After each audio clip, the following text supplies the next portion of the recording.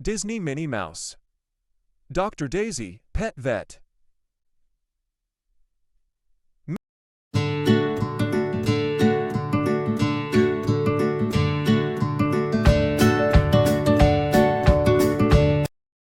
Minnie Mouse rushed into Mickey Mouse's house bubbling with excitement. "Isn't it wonderful, Mickey? Figaro is going to be a model for Pet Food Digest." "That's great, Minnie," said Mickey. "How did he get the job?" "It's a contest. I'm sending in photos. I just know Figaro will win." Mickey hoped Minnie was right, but he wasn't sure that Figaro was a model cat. He sure didn't listen to Mickey, or come when he was called. "Is there a contest for dogs, too?" Mickey asked. "I know Pluto would be a great model." Mickey took some pictures of Pluto doing tricks. "Oh boy," said Mickey. "You and Figaro will be famous." Pluto and Figaro's photos looked great. Mickey and Minnie mailed them off, hoping for good news.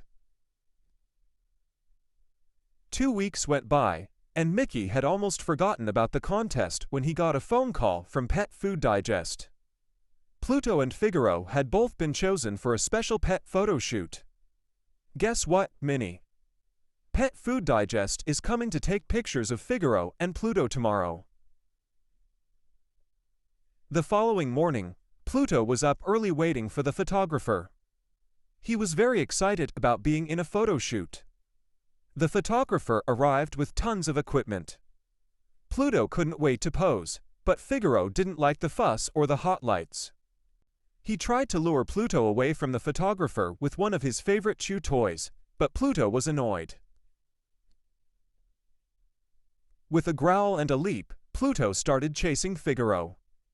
"Here, boy." Mickey tried to get Pluto's attention. "Be a good dog, and I'll give you a nice bone." Pluto wasn't listening.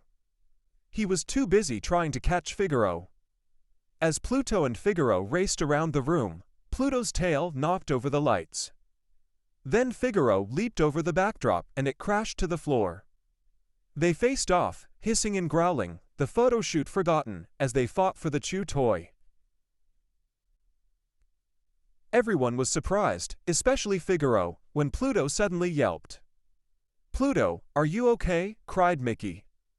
"Figaro, did you scratch Pluto?" demanded Minnie. Pluto held his nose and Figaro felt terrible. He hadn't meant to hurt Pluto. "Well, we'd better get you to the vet," said Mickey. "Somebody should look at that scratch." "How are we going to get an appointment on such short notice?" Mickey worried. "Call Dr. Daisy. She takes care of all the animals for Pet Food Digest. I'm sure she'll be happy to see you right away," said the photographer. "Now Figaro," said Minnie, "apologize to Pluto. You know you are not allowed to scratch." Figaro was sorry. He hoped Dr. Daisy would make Pluto feel better. Mickey phoned Dr. Daisy, and she said they could come right away. Pluto was excited. He liked to visit new people and places. His nose felt better just thinking about meeting Dr. Daisy. Dr. Daisy cleaned the scratch on Pluto's nose and put some cream on it. "There you go, Pluto," she said, "good as new.